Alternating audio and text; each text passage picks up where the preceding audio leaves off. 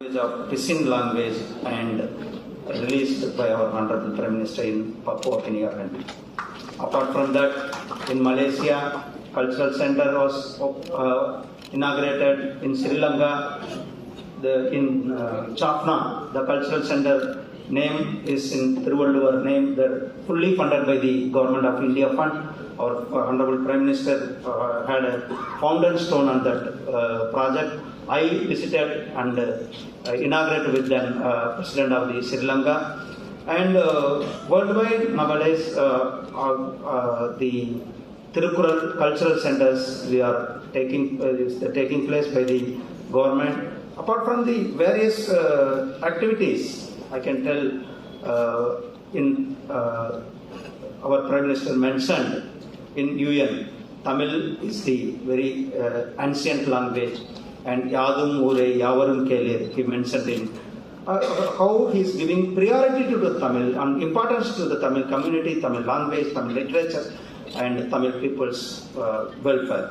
So always I want to tell about the government's initiative to the students and the learning community for the research, design, development, the new education policy is held. The new education policy brought in 2020, after 36 years with your all academicians, Biden consultants and the vice chancellors, academicians, research scholars, everyone's views, inputs, the new education policy launched for the nation, because we need to compete the worldwide, we need to compete to the international level to have our students and our academicians to emerge to the leaders of the global level.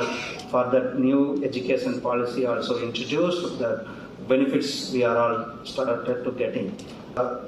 Research scholars and ISPA office bearers, all the dignitaries and the organizers of the program, and the awardees today,